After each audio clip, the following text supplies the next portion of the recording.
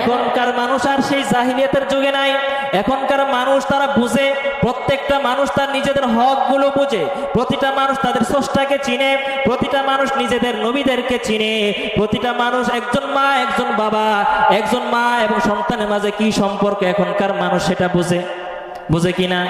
একজন মা তার সন্তানের সাথে কেমন ব্যবহার করবে, একজন সন্তান তার মা বাবার সাথে কেমন ব্যবহার করবে, এখন কিন্তু এটা মানুষ জানে। একজন শিক্ষক তার ছাত্রদের সাথে কেমন ব্যবহার করবে, এটা এখনকার মানুষ জানে। একজন বাবা তার উপরে কি হক রয়েছে সন্তানের প্রতি, এখনকার বাবা তারা এটা সব কিছু জানে।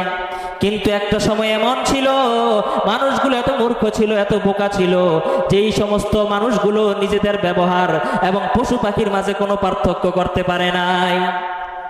পশু পাখির মাঝে যেমন মা ছেলের কোনো পর্দা থাকে না, মা ছেলের মাঝে কোনো সম্পর্কের কোনো সম্পর্কই থাকে না, ওই রকম ওই যুগের মানুষগুলো মা সন্তান তারা পশু পাখির মতো হয়ে গিয়েছিল।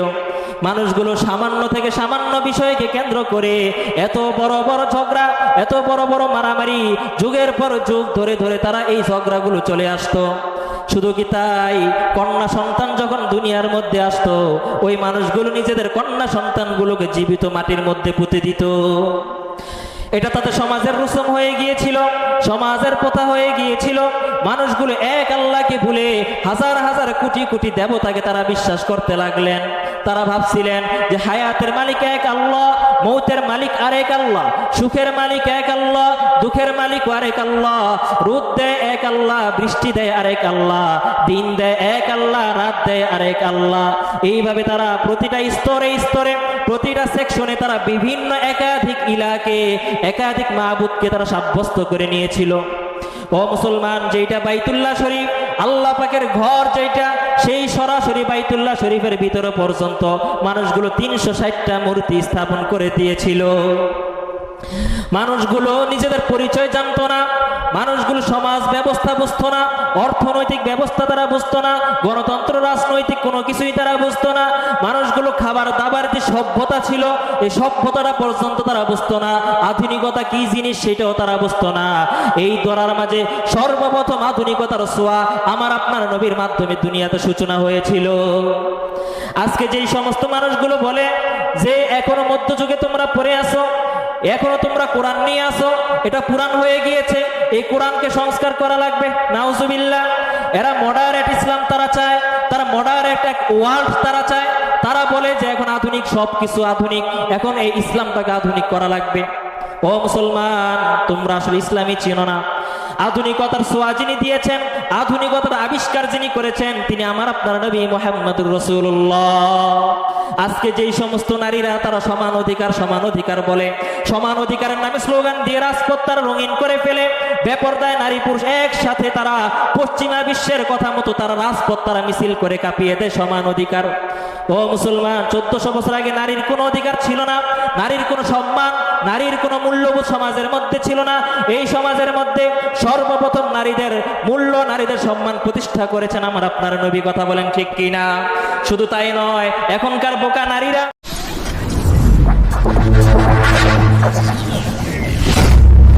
মুফতি রবিউল ইসলাম রফিকি। আল্লাহ পাক রব্বুল আলামিন বলেন,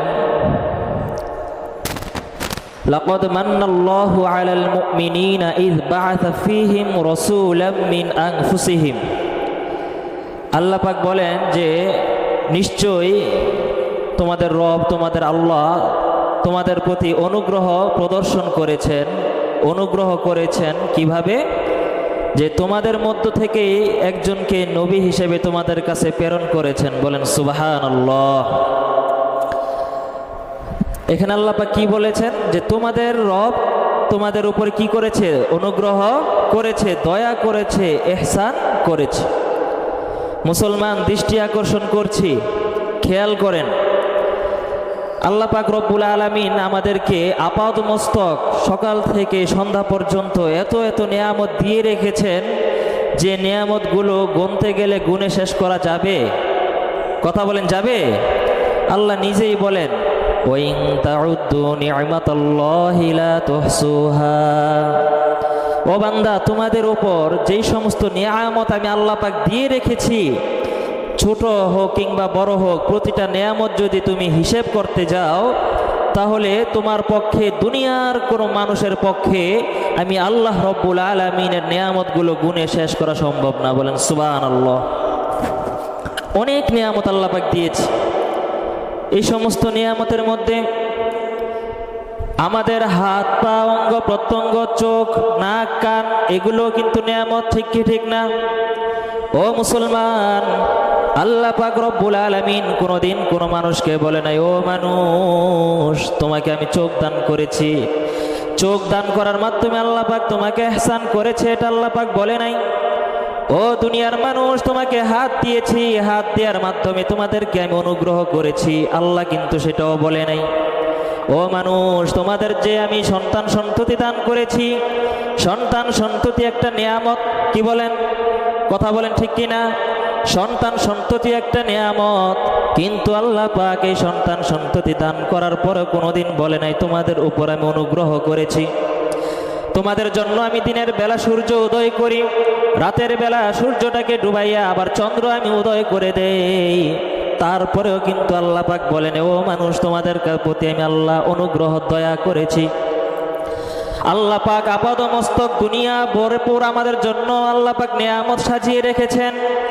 যেদিকে তাকাই সেদিকে আল্লাহ পাকের নিয়ামত আর নিয়ামত, কিন্তু কোন নিয়ামত দেওয়ার পরেই কিন্তু আল্লাহ বলে নাই তোমাদের উপরে আমি অনুগ্রহ করেছি। ও মুসলমান, এটা কেমন নিয়ামত, কত বড় নিয়ামত, যেই নিয়ামত দেওয়ার পর আল্লাহ বলে, ও মানুষ তোমাদের উপরে আমি আল্লাহ পাক অনুগ্রহ করেছি। বলেন সুবহানাল্লাহ। এটা কত বড় নিয়ামত। আল্লাহ বলেন, লাকাদ মান্নাল্লাহু আলাল মুমিনিন ইয বাআসা ফীহিম রাসূলাম মিন আনফুসিহিম। আল্লাহ বলেন যে আল্লাহ পাক ওই মানুষদের উপর অনেক বড় ইহসান করেছেন, দয়া করেছেন। কিভাবে? আল্লাহ বলেন, ইয বাআসা ফীহিম রাসূলাম মিন আনফুসিহিম, যে আল্লাহ পাক তাদের মধ্য থেকে একজনকে রাসূল হিসেবে প্রেরণ করেছেন। আর এইটা সমস্ত বিশ্ববাসীর জন্য অনেক বড় একটা অনুগ্রহ। বলেন সুবহানাল্লাহ। এটা একটা নিয়ামত, এমন নিয়ামত রসুল পেয়েছি, রসুল আল্লাহ পাক দিয়েছে। এই রসুল প্রেরণ করাটা আল্লাহ বলেন যে বিশ্ববাসী জেনে রাখো, অন্য যত নিয়ামতই তুমি দেখো না কেন, সুস্থতা একটা নিয়ামত, ধনাঢ্যতা, রিজিকে বরকত, এটাও একটা কি নিয়ামত। তোমার সন্তান সন্ততি তোমার নিয়ামত, সম্পদ বৃদ্ধি হওয়ার নিয়ামত, আসমান জমিন নিচে যত কিছুই দেখো সব কিছুই কিন্তু তোমার জন্য নিয়ামত।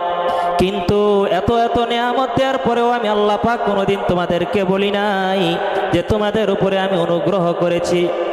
ও দুনিয়ার মানুষ, তোমাদের কাছে যখন আমি রসুল প্রেরণ করলাম, রসুলকে আমি পাঠিয়ে দিলাম বিশ্ব মানবতার মুক্তির দূত, দু জাহানের বাদশা নবী রাহমাতুল লিল আলামিনকে তোমাদের কাছে প্রেরণ করিয়া তোমাদের উপরে এত বড় নিয়ামত দিলাম, এত বড় নিয়ামত দিলাম, যেই নিয়ামতের কথা আল্লাহ পাক কুরআনুল কারীমের মধ্যে উল্লেখ করে দিলেন। বলেন সুবহানাল্লাহ।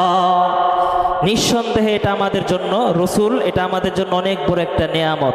এত কোনো সন্দেহ আছে? সন্দেহ আছে ভাই? নবী এটা আমাদের জন্য অনেক বড় একটা রহমত, নিয়ামত। আল্লাহ পাক বলেন, ওয়ামা আরসালনাকা ইল্লা রাহমাতাল লিল আলামিন। হে আমার বন্ধু, হে হাবিব, আপনাকে আমি বিশ্ববাসীর জন্য প্রেরণ করেছি, সকলের জন্য আপনি একটা রহমত। বলেন সুবহানাল্লাহ। বিশ্ববাসীর কাছে আমি আপনাকে প্রেরণ করলাম, আপনি বিশ্ববাসীর কাছে যাবেন, ধরা পৃষ্ঠে আপনি আগমন করবেন, আপনি বিশ্ববাসী সমস্ত কিছুর জন্য আপনি হবেন একটা রহমত। ঘোষণাটা কার? ঘোষণাটা কার?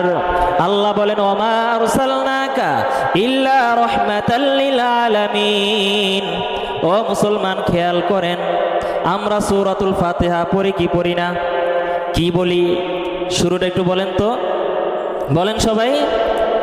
কি পারেন না আপনারা? বলেন আলহামদুলিল্লাহি রব্বিল আলামিন, তাই না? এখানে আল্লাহ পাক বললেন আলহামদুলিল্লাহি রব্বিল আলামিন। সূরা আম্বিয়ার 107 নম্বর আয়াতে আল্লাহ বললেন, ওমা আরসালনাকা ইল্লা রাহমাতাল লিল আলামিন। जो মানুষ তোমরা নামাজে সূরা তেলাওয়াত করো, তোমরা যখন পড়ো রব্বুল আলামিন, আমি আল্লাহ হলাম জগৎবাসীর রব। জগৎবাসীর রবকে? কথা বলেন, জগৎবাসীর রবকে? জগৎবাসীর রব হলাম আমি আল্লাহ। আর আল্লাহ বলেন ওমা আরসালনাকা ইল্লা রাহমাতাল লিল আলামিন, আর জগৎবাসীর রহমত হচ্ছে আমার প্রিয় হাবিব সাল্লাল্লাহু আলাইহি ওয়াসাল্লাম।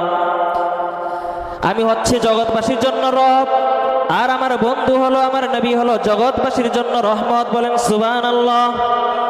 আল্লাহ বলেন আলহামদুলিল্লাহি রাব্বিল আলামিন, জগৎবাসীর রবকে। আর জগৎবাসীর রহমতকে? আমার আপনার নবী। রহমতকে? এই কুল কায়নাতের বাউন্ডারি যতটুকু, এই কুল কায়নাতের এরিয়া যতটুকু, আল্লাহ পাকের রবুবিয়াতের এরিয়া যতটুকু, এই রবুবিয়াতের এরিয়া জুড়ে আল্লাহ পাকের তার নবীর রহমত ঠিক ততটুকু। বলেন সুবহানাল্লাহ। যতটুকু পর্যন্ত আল্লাহ পাকের ক্ষমতা রহমত, আল্লাহ পাকের রবুবিয়াতের এরিয়া যতটুকু, নবী করিম সাল্লাল্লাহু আলাইহি ওয়াসাল্লামের রহমতের এরিয়াও ঠিক ততটুকু। আমার আপনার নবী এমন নবী, কেমন নবী আমরা পাইলাম মুসলমান। তিনি কোনো মুসলমানের নবী তা নয়, মানুষের নবী তা নয়, পশু পাখির নবী পর্যন্ত আমার আপনার নবী, জিন জাতির নবী আমার আপনার নবী, সমস্ত কুল কায়নাত পদার্থ জড় পদার্থ যত আছে সব কিছুর নবী হচ্ছে আমার আপনার নবী। যেই নবীদের অন্য অন্য যুগের নবীদের একটা এরিয়া অঞ্চল ভিত্তিক তাদের একটা পাওয়ার ছিল, ক্ষমতা ছিল, যে এই এলাকার জন্য তোমাকে সাব্যস্ত করলাম, তুমি এই এলাকার মধ্যে মানুষগুলোকে দাওয়াত দিবা, ওই অঞ্চলে মানুষগুলোকে তুমি দাওয়াত দিবা, এবং তাদের জন্য সময়ের একটা নির্ধারণ করা থাকতো যে 10 বছর 20 বছর 50 বছর পর্যন্ত তুমি নবী থাকবা, এরপরে কিন্তু তোমার নবী গিরে আর থাকবে না। এটা অন্যান্য সমস্ত নবীর বেলায় এটাই লিমিটেশন ছিল। সব নবীকে আল্লাহ পাক একটা সীমাবদ্ধতা দিয়ে দুনিয়ার পৃষ্ঠে পাঠিয়েছেন, কিন্তু আমার আপনার নবী মায়ার নবী, রহমতের নবী, যেই নবীকে আল্লাহ পাক সূরা আম্বিয়ার 107 নম্বর আয়াতে বলে দিলেন, ও নবী আপনি যে দুনিয়ায় যাইবেন কোনো এক নির্ধারিত দেশের জন্য না, কোনো এক সীমানার জন্য আপনি না, বরঞ্চ আপনি পুরা কুল কায়নাত জুড়ে এই পরিমাণ, যেই পরিমাণ আমি আল্লাহ পাকের রবুবিয়াতের পাওয়ার রয়েছে সেই পরিমাণ নবুয়ত দিয়ে আপনাকে দুনিয়ার পৃষ্ঠে পাঠাইলাম। আপনি কোন অঞ্চলের নবী না মুসলমান। ও মুসলমান, কেমন নবী আমরা পাইলাম? এমন রহমতের নবী, মায়ার নবী, যেই নবীর আগমনের ওসিলায় শুধু মুসলমান উপকৃত হয়েছে তা নয়, বরং দুনিয়ার মধ্যে যত ধরনের মানুষ রয়েছে, মাখলুক রয়েছে, যত রকমের সৃষ্ট রয়েছে, সব ধরনের সৃষ্টিজীব আল্লাহ পাকের নবীর মাধ্যমে উপকৃত হয়েছে। ও মুসলমান, বলতেছিলাম আমার আপনার নবী রহমত, আমার আপনার নবীর কথা কাজ, তার আচার আচরণ চলাফেরা সব কিছু আমাদের জন্য রহমত, ঠিক কিনা? ও মুসলমান, কেমন রহমত আপনাদেরকে উদাহরণ দিয়ে বুঝাই। আমার আপনার নবী যেই সমস্ত কথা বলতেন, কাজকাম করতেন, আচার আচরণ যেগুলো ছিল সব কিছু আমাদের জন্য রহমত। আমার আপনার নবী কখনো যদি কোনো কিছু ভুলে যেতেন, স্মৃতি থেকে যেটা চলে যেত, ওই ভুলে যাওয়াটা এটা আমাদের জন্য একটা রহমত। একবার আমার আপনার নবী সাহাবীদেরকে নিয়ে মসজিদের ভিতরে আসরের নামাজ আদায় করছিলেন জামাতের সাথে আসরের নামাজের ইমামতি আমার আপনার নবী করতেছিলেন। নবীজি 4 রাকাতের জায়গায় আসরের নামাজ 2 রাকাত পরে সালাম ফিরিয়ে ফেলেছেন। আসরের নামাজ ফরজ কয় রাকাত পড়ি আমরা? কয় রাকাত? 4 রাকাত পড়ি, কিন্তু নবীজি সেদিন জামাতের মধ্যে 2 রাকাত পড়ার পর সালাম ফিরিয়ে ফেললেন।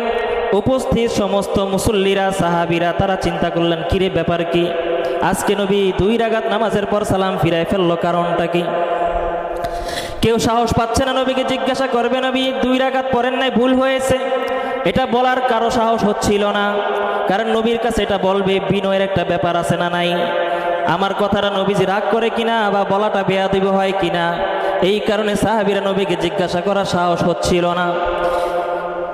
এক সময় এক সাহাবী বললেন, ইয়া রাসূলুল্লাহ আকুসিরাতিস সালাহ আম নাসিতা, ও আল্লাহর হাবিব, নামাজ কি আপনার উপর ওহীর মাধ্যমে 4 রাকাতের নামাজ কি কমিয়ে 2 রাকাত করা হয়েছে নাকি? কত বিনয়ী দেখেন, সাহাবীরা কত বিনয়ের সাথে নবীকে জিজ্ঞাসা করতেছে, ও নবী নামাজ কি এখন আল্লাহ পাক কমিয়ে দিয়েছে নাকি? রাসূল জিজ্ঞাসা করলেন, না তো, কমানো হয় নাই, কেন, কি হয়েছে? সাহাবীরা তখন বললেন, সবাই বললেন, ইয়া রাসূলুল্লাহ, আপনি তো 2 রাকাত নামাজ পড়ে সালাম ফিরিয়ে ফেলছেন। নবী আমার বললেন, আমি ভুলে যাই নাই, আমাকে ভুলে দেয়া হয়েছে, আল্লাহর পক্ষ থেকে আমাকে ভুলিয়ে দেয়া হয়েছে। এই কারণে ভুলিয়ে দেয়া হয়েছে যাতে করে আনেওয়ালা কিয়ামত পর্যন্ত যত উম্মতে মুহাম্মাদি থাকবে এরা নামাজ পড়বে, নামাজের মধ্যে অনেক সময় অনেক ভুল হবে, ঠিক কি ঠিক না? অনেক সময় ভুল হবে, যাতে করে তাদের এই ভুলের কারণে তাদের নামাজটা যেন বিনষ্ট না হয়। এই কারণে আল্লাহ পাক আমাকে আজকে এই ভুলিয়ে দিয়ে, এই ভুলে দেওয়ার মাধ্যমে তোমাদের জন্য শাহু সেজদার মাসালার অবতরণ করে দিলেন। এখন থেকে তোমাদের আর ভয় নাই, ভয় নাই। এখন থেকে নামাজের মধ্যে কোনো সংশয় আসলে, কোনো ওয়াজিব ছুটে গেলে, কোনো ধরনের ভুল হইলে নামাজ নষ্ট হবে না, বরং নামাজের শেষে সুসিজদা দিয়ে দিলে নামাজ হয়ে যাবে, ঠিক কিনা? ও মুসলমান, আল্লাহর নবী ভুলে যাওয়া এটা আমাদের জন্য একটা রহমত, ঠিক কি ঠিক না? ও মুসলমান, বলতেছিলাম আমার আপনার নবী সমস্ত কিছু রহমত, সব কিছু নবীজির রহমত। আমার আপনার নবী যখন ঘুমিয়ে থাকতেন এই ঘুমটাও পর্যন্ত আমাদের জন্য রহমত। একদিন নবী করিম সাল্লাল্লাহু আলাইহি ওয়াসাল্লাম জিহাদের ময়দান থেকে বাড়ির দিকে রওনা করলেন। রাস্তায় সফর বিরতি করলেন। সফর বিরতি করার সময় রাত্রি হয়ে যায়। রাত্রিবেলা নবীজি সাহাবীদেরকে নিয়ে, সবাইকে নিয়ে বিশ্রাম ফরমাইলেন। হযরত বেলালকে বললেন, ও বেলাল, তুমি না ঘুমিয়ে আমাদেরকে আজকে পাহারা দাও, সারা রাত তুমি আমাদেরকে পাহারা দিবা, আজানের সময় তুমি আজান দিয়ে আমাদেরকে জাগিয়ে দিবা। কথা মতো বেলাল দাঁড়িয়ে দাঁড়িয়ে পাহারা দিচ্ছিলেন। নবীজি এবং অন্যান্য সাহাবীরা বিশ্রাম নিতে নিতে তারা ঘুমিয়ে যায়। হযরতে বেলাল তিনিও এক পর্যায়ে ঘুমিয়ে যায়। সবাই ঘুম, কোন দিকে ফজরের নামাজ চলে গেছে কারো কোনো খবর নাই। হঠাৎ করে পূর্বাকাশে যখন সূর্য উদয় হয়, সূর্যের আলোক রশ্মি, সূর্যের কিরণ যখন নবী করিম সাল্লাল্লাহু আলাইহি ওয়াসাল্লামের গায়ে লাগে, নবীজির ঘুম ভেঙে যায়। ঘুম ভাঙার সাথে সাথে বেলালকে ডাক দেও, বেলাল, তোমাকে না বললাম জাগিয়ে দিতে নামাজের সময়, তুমি কেন জাগাইলা না? হযরতে বেলাল বললেন, ইয়া রাসূলুল্লাহ, আপনি ঘুমিয়ে যাওয়ার পর কিছুক্ষণ সজাগ ছিলাম আমি। সজাগ থাকার পর এক সময় আমারও তন্দ্রা চলে আসে, আমিও ঘুমিয়ে যাই। ঘুমের কারণে কখন যে ফজরের ওয়াক্ত চলে আসছে আমি আলাপ পাই নাই। নবী আমার বললেন, ও বেলাল, টেনশন নাই, টেনশন নাই। এই যে আল্লাহ পাক আমাকে এবং তোমাকে সকলকে আল্লাহ পাক চোখের মধ্যে যে তন্দ্রা দিয়ে দিলেন, ঘুম দিয়ে দিলেন, কেন জানোনি? যাতে করে নামাজটা কাজা হয়ে যায়। আর এই নামাজ কাজা হয়ে যাওয়ার মাধ্যমে আল্লাহ পাক আনেওয়ালা কিয়ামত পর্যন্ত সমস্ত উম্মতে মুহাম্মাদির জন্য কাজা নামাজ করার বিধান আল্লাহ পাক চালু করে দিলেন। ও মুসলমান, কেমন নবী পাইলাম রে মুসলমান! যেই নবীর ঘুমিয়ে থাকা এটাও আমাদের জন্য একটা রহমত স্বরূপ হয়ে যায়। ও মুসলমান, এই নবীর রহমত থেকে কোনো মানুষ কিন্তু খালি যায় নাই। নারী বলেন, পুরুষ বলেন, ছোট বলেন, বড় বলেন, কোনো কিছুই নবীর রহমত থেকে খালি না। এমনকি মহিলা জাতি, নারী জাতি, তারা পর্যন্ত এই নবীর আগমনে তারাও রহমত পেয়েছে। আমার আপনার নবী আগমনের পূর্বে মহিলাদের কোনো দাম ছিল না সমাজে। সমাজে নারীদের কোনো মূল্য তাদের সমাজের মধ্যে ছিল না। নারীদেরকে দেখলে মানুষ ক্রিটিসাইজ করত, টিটকারি করত, এদেরকে মনে করত ভোগ্য সামগ্রী। এরা এদের ব্যবহারিক পণ্য, মানুষ মহিলাদেরকে পণ্য মনে করত। কিন্তু আমার আপনার নবী আসার পর দুনিয়ার জমিনে সর্বপ্রথম মায়েদের জন্য নারী জাতির অধিকার আল্লাহর রাসূল সাল্লাল্লাহু আলাইহি ওয়াসাল্লাম দুনিয়ার মধ্যে প্রতিষ্ঠা করেছে, ঠিক কিনা? নারীদের কোনো মূল্য ছিল না, অধিকার ছিল না, কোনো হক ছিল না।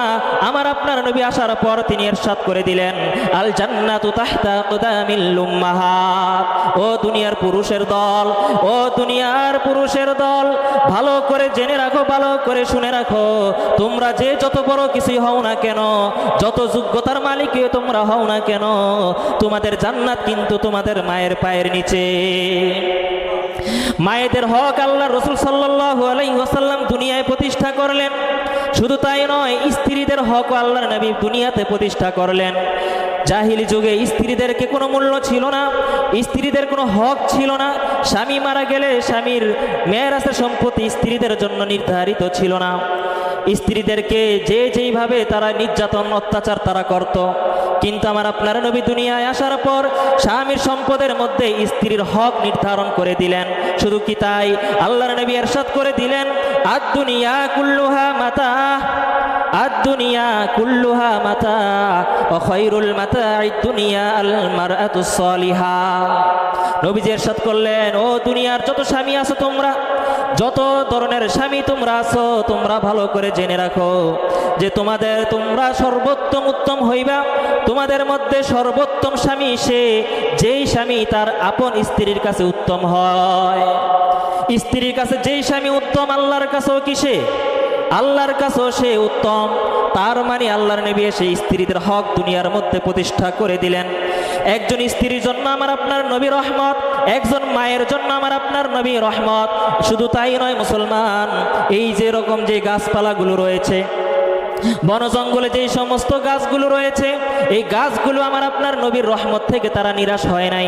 আমার আপনার নবীর রহমতের ছোঁয়া এই গাছ পর্যন্ত পেয়েছে। এই গাছগুলোর পাতাগুলো মানুষ বিনা কারণে ছিঁড়ে ফেলে, অত্যাচার করা হয়, কারণে অকারণে গাছগুলো কেটে পুরো এলাকা সাফ করে দেওয়া হয়। আমার আপনার নবী ইরশাদ করেন, বিনা কারণে অকারণে কোনো একটা গাছের পাতা তোমরা ছিঁড়বা না, এটা তোমাদের জন্য জুলুম হয়ে যাবে। কি হবে? জুলুম হবে মুসলমান। আল্লাহর নবী বললেন, তোমরা এই গাছগুলো ছায়াদার ফলদার গাছের নিচে তোমরা পায়খানা পেশাব করিও না। সাহাবারা আরজ করলেন, ইয়া রাসূলুল্লাহ, এর মধ্যে হিকমত কি? গাছের নিচে পায়খানা পেশাব না করার পিছনে হিকমত কি? নবী করিম সাল্লাল্লাহু আলাইহি ওয়াসাল্লাম ইরশাদ করলেন, ও আমার সাহাবীরা, তোমরা কি দেখো না, যখন পূর্বাকাশে যখন সূর্য উদয় হয়, আস্তে আস্তে সূর্যটা যখন মাথার উপরে চলে আসে, তখন কিন্তু প্রত্যেকটা মানুষের ছায়া কিন্তু ছোট হয়ে যায়, ঠিক কিনা? সূর্য যখন মাথার উপরে চলে আসে, প্রতিটা মানুষের ছায়াগুলো ছোট হয়ে যায়। আর যখন ছায়াগুলো ছোট হয়ে যায়, কম বেশি যখন হতে থাকে, আর প্রতিটা বৃক্ষ, প্রতিটা গাছপালা তখন মালিকের হুকুমে সেজদা অবনত হয়ে যায়। সুতরাং তোমরা গাছের গোড়াগুলো নাপাক করে দিও না। পায়খানায় পেশাব করার মাধ্যমে গাছগুলোর ইবাদত করতে তোমরা বিঘ্ন ঘটাইও না। আল্লাহু আকবার। কেমন নবী পাইলাম, যেই নবীর জন্য রহমত, দুনিয়া জুড়ে সব কিছু আমার আপনার নবী রহমত। শুধু মানুষের জন্য রহমত নয়, গাছপালার জন্য আমার আপনার নবী রহমত। গাছপালার জন্য রহমত, শুধু তাই নয়, আমার আপনার নবী জিন জাতির জন্য রহমত। সুবহানাল্লাহ। জিন জাতির জন্য আমার আপনার নবী রহমত। কিভাবে দেখেন, নবী করিম সাল্লাল্লাহু আলাইহি ওয়াসাল্লাম হুকুম করে দিলেন, ও আমার উম্মতের দল, তোমরা যখন পায়খানা পেশাব করবা, পায়খানার কাজে যখন তোমরা পরিষ্কার করার জন্য তোমরা কিন্তু হাড্ডি এই জাতীয় জিনিস দ্বারা, খাদ্যদ্রব্য দ্বারা তোমরা তোমাদের পায়খানাগুলো পেশাব এগুলো পরিষ্কার করিও না। শুকনা হাড্ডি দ্বারা বা এই জাতীয় কোনো কিছু, মাছের কাটা, এই জাতীয় জিনিস দ্বারা তোমাদের পায়খানাগুলো তোমরা পরিষ্কার করিও না, অথবা এগুলো পানির মধ্যে ফেলে দিও না। মাছের কাটা হাড্ডি খাওয়ার পর পানিতে ফেলে দিও না। সাহাবারা আরজ করলেন, ইয়া রাসূলুল্লাহ, এর পিছনে হিকমত কি? নবী করিম সাল্লাল্লাহু আলাইহি ওয়াসাল্লাম বলেন, এই যে তোমাদের খাওয়ার পরে যে হাড্ডিগুলো থাকে, এই হাড্ডিগুলো হচ্ছে জিন জাতির একটা খাবার। সুতরাং এই খাবারগুলোকে তোমরা নষ্ট করে জিন জাতিদের রিজিক নষ্ট করিও না। কত বড় মায়ার নবী, দয়ার নবী, রহমতের নবী, যেই নবীর রহমত থেকে একটা জিন পর্যন্ত খালি যায় নাই। ও মুসলমান ভাইরা রে আমার, বলতেছিলাম, আমার আপনার নবীর রহমত পুরো বিশ্বব্যাপী বিস্তৃত, বিশ্বময়ী রহমত। আমার আপনার নবী একটা রহমতের ভান্ডার। আল্লাহ বলেন, ওমা আরসালনাকা ইল্লা রাহমাতাল লিল আলামিন। ও নবী, আমি যে আলামিনের রব, আপনি সেই আলামিনের রহমত। সুবহানাল্লাহ। আমি আল্লাহর রবুবিয়াতের পাওয়ার এরিয়া যতটুকু, আপনি নবীর নবুওয়াতের এরিয়া পাওয়ারও ঠিক ততটুকু। কোনো কম নাই, বেশ কম নাই, কোনো সীমাবদ্ধতা নাই, কোনো মেয়াদ নাই যে অন্যান্য নবীদের মেয়াদ উত্তীর্ণ হয়ে গেল, নবীদের পাওয়ার শেষ। ঈসা নবী, তিনি কি দুনিয়াতে নবী হিসেবে এসেছিলেন না ভাই? ঈসা নবী, এখন কি সে নবী আছে? মুসা নবী একসময় নবী ছিলেন, এখন নবী আছে? ইব্রাহিম নবী একসময় নবী ছিলেন, এখন নবী নাই। কারণ তাদের সময় শেষ, মেয়াদ উত্তীর্ণ হয়ে গেছে, ঠিক কিনা? আল্লাহ বলেন, ও নবী আমার, ও আমার হাবিব, আপনি এমন এক নবী, এমন এক পয়গম্বর, আপনাকে ভালোবেসে আমি আপনার উপায় দিয়ে দিলাম হাবিবুল্লাহ। আমি আল্লাহ পাক রব্বুল আলামিন আর সাথে একইভাবে আমি আপনার নবুবিয়াতকে ঠিক করে দিব, বলেন সুবহানাল্লাহ। এটা আমার আপনার নবী, আমার আপনার নবীর রহমত থেকে ধনী গরিব কেউ বাদ যায় নাই, শ্রমিকরা পর্যন্ত আমার আপনার নবীর এই রহমতের তারা ভাগীদার হয়েছে। একবার বিশ্ব নবীর কাছে একজন গরিব সাহাবী, দিন মজুর সাহাবী এসে নবীজির কাছে সালাম দিয়ে মুসাফা করলেন। নবীজি তার সাথে মুসাফা নেওয়ার পর দেখতে পেলেন ওই সাহাবীর হাতের মধ্যে ফুসকা পড়ে গেছে, হাতটা শক্ত শক্ত লাগে। নবীজি বললেন, ও আমার সাহাবী, এত কষ্ট করে তুমি কাজ করো, সারাদিন পরিশ্রম করো, এই বলে নবীজি তার হাতটাকে নিজের হাতের সাথে লাগাইয়া মালিশ করতেছে আর আদর করতেছে। আল্লাহু আকবার। আর বলতেছে, ও সাহাবী, জেনে রাখো, জেনে রাখো, যেই সমস্ত মানুষ দুনিয়াতে এসে নিজ হাতে তারা উপার্জন করে, নিজ হাতে খেটে খেটে যারা শরীরের ঘাম পানি করে যারা উপার্জন করে, এই সমস্ত দিন মজুর মানুষগুলো আল্লাহ পাকের বন্ধু। ব্যবসায়ীরা পর্যন্ত আল্লাহর নবীর রহমত থেকে নিরাশ হয় নাই। ব্যবসায়ীদের জন্য আমার আপনার নবী রহমত। আমার আপনার নবী ইরশাদ করলেন, আত্তাজিরু সুদুকুল আমিন মান নাবিয়িন ওয়া সিদ্দিকিন ওয়া শুহাদাই ওয়া সালিহিন। নবীজি ইরশাদ করলেন যে ব্যবসা এটা সুন্নত নয়, এমন সুন্নত, এত বড় সুন্নত এটা, যেই সমস্ত বিশ্বস্ত সত্যবাদী ব্যবসায়ী থাকবে, ব্যবসার মধ্যে কাউকে ঠকাইবে না, ব্যবসার মধ্যে কোনো গোপন করবে না, পণ্যের মধ্যে কোনো ভেজাল দিবে না, বিশ্বস্ত আমানতদার সত্যবাদী একজন ব্যবসায়ী। আল্লাহর নবী বলেন, এমন একজন ব্যবসায়ী, চাই সে মূর্খ হোক, চাই সে আলেম না হোক, চাই সে বড় ইবাদত গুজার না হোক, কিন্তু সে বিশ্বাসী এবং সত্যবাদী, মানুষকে সলিড পণ্যগুলো দেয়, যা কিছু আছে কোনো ভেজাল সে করে না, এমন একজন সত্যবাদী, একজন সঠিক একজন ব্যবসায়ী কিয়ামতের দিন মান নাবিয়িন সিদ্দিকিন ওয়া শুহাদাই ওয়া সালিহিন। আল্লাহর নবী বলেন, এই সমস্ত সত্যবাদী ব্যবসায়ীরা কিয়ামতের দিন নবী সিদ্দিকদের সাথে হাসরে থাকবে। তার মানে ব্যবসায়ীরা পর্যন্ত আল্লাহর নবীর রহমত থেকে রহমত পেয়েছে।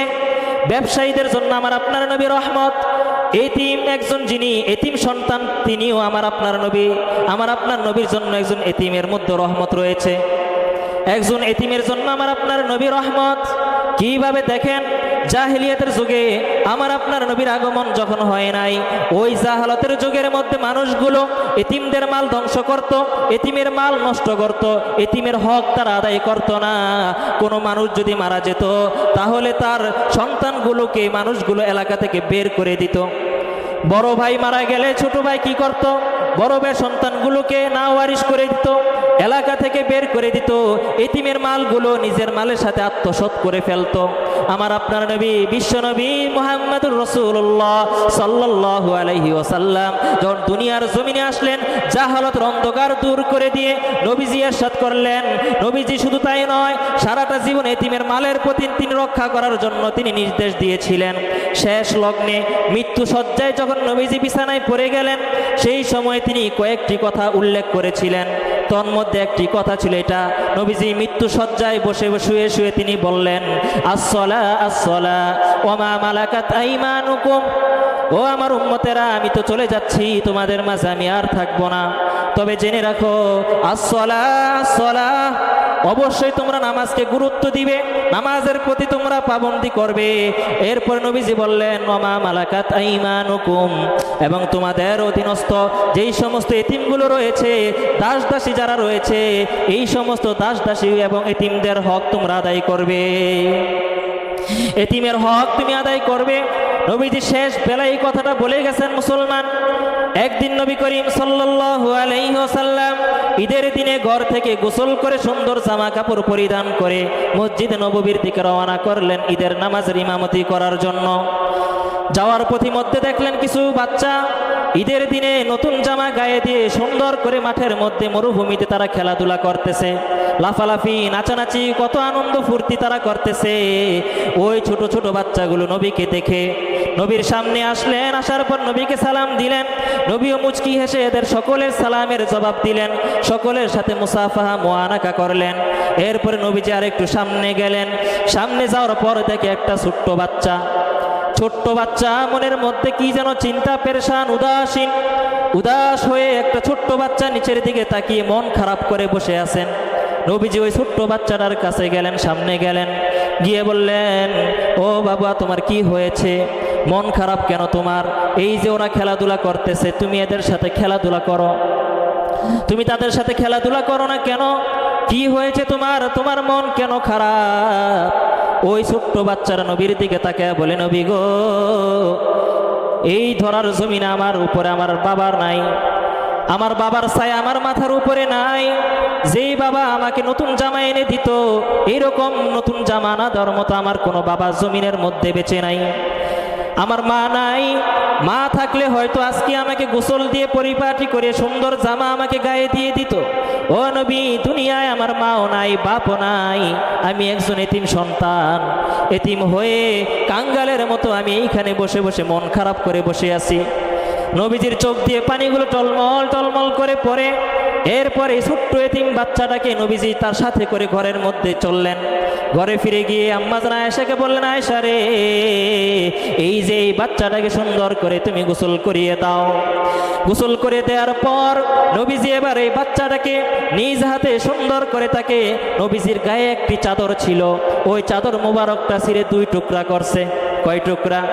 2 টুকরা করে দেওয়ার পর এতিম বাচ্চাটার শরীরের মধ্যে লুঙ্গির মতো একটা চাদর গিট দিয়ে দিলেন, আরেকটা চাদর দিয়ে উপরে জামার মতো পরিধান করে দিলেন। এরপরে নবীজি তার নিজ হাতে ওই ছেলের মাথার উপরে সুন্দর করে তেল মেখে দিলেন। তেল দেওয়ার পর মাথাটাকে সুন্দর করে চিরুনি করে দিলেন। মাথার চুলগুলো আছড়িয়ে নবীজি নিজ হাত মোবারক দিয়ে এতিম বাচ্চার মাথার চুলগুলো আছড়িয়ে দেন। এরপর নবীজি বললেন, চলো এবার আমরা ঈদগাহে যাই, নামাজে যাই। যখন বাচ্চা ছেলেটি নবীর সঙ্গে হাঁটতে শুরু করলেন, নবীজি ওই বাচ্চা ছেলেটির সামনে হাঁটু গেড়ে বসে গেলেন। আল্লাহু আকবার!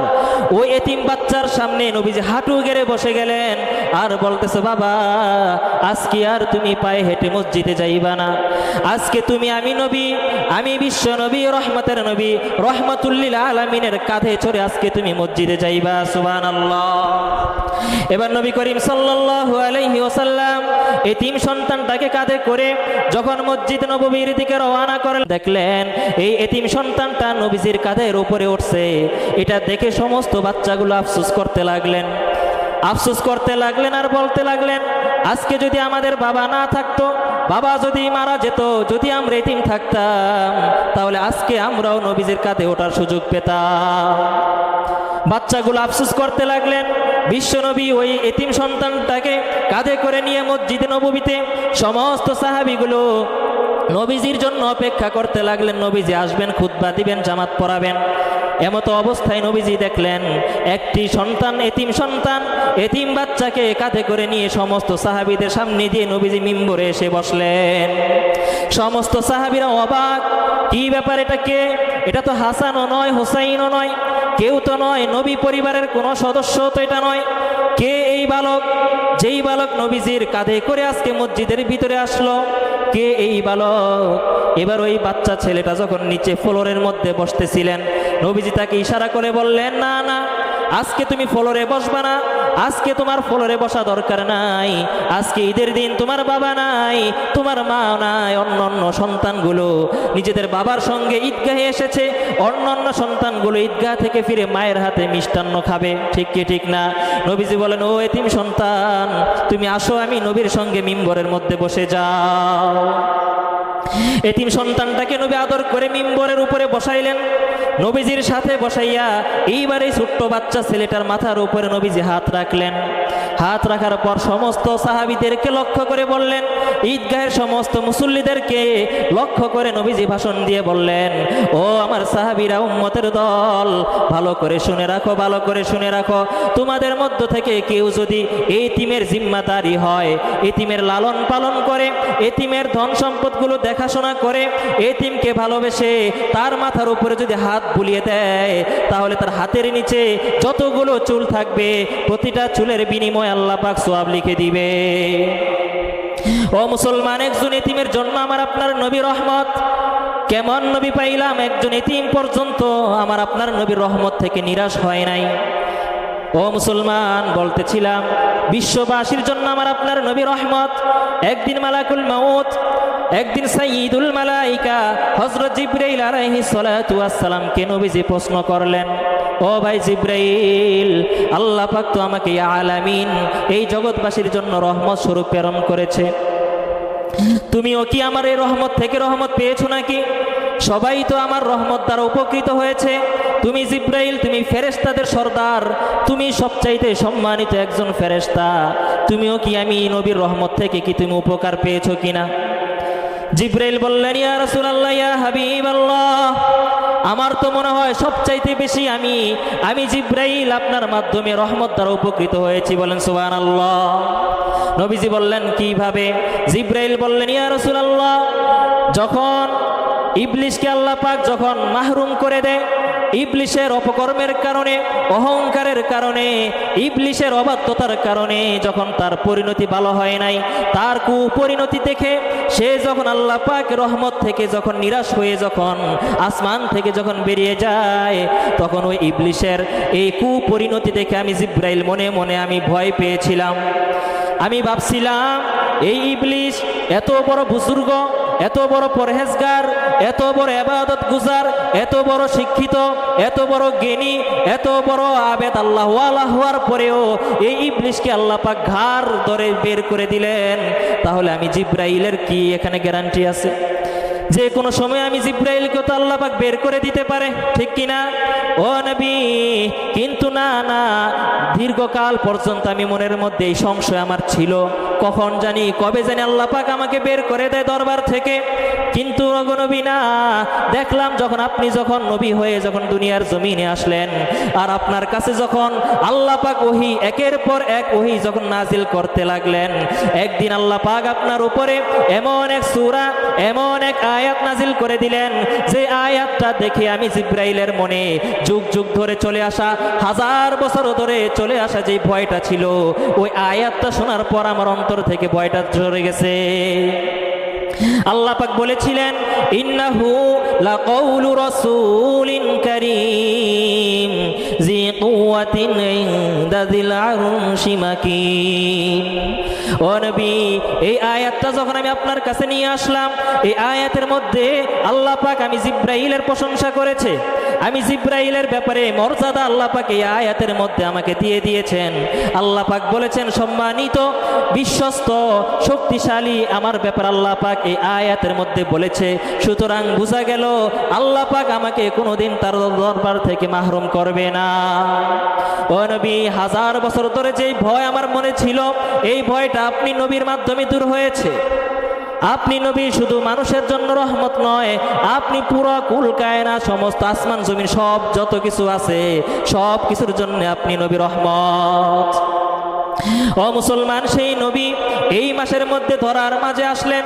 এই জমিনের মধ্যে আমার আপনার নবী জমিনের যত রকমের অপসংস্কৃতি ছিল, কুসংস্কার ছিল, জমিনের মধ্যে যত জুলুম অত্যাচার ছিল, অন্যায় ছিল, সমস্ত কিছুকে আল্লাহর রসুলকে আল্লাহ পাক ধরার মাঝে প্রেরণ করে সমস্ত কিছুকে দূর করে আল্লাহ পাক দ্বীনের হাওয়া চালু করে দিয়েছে।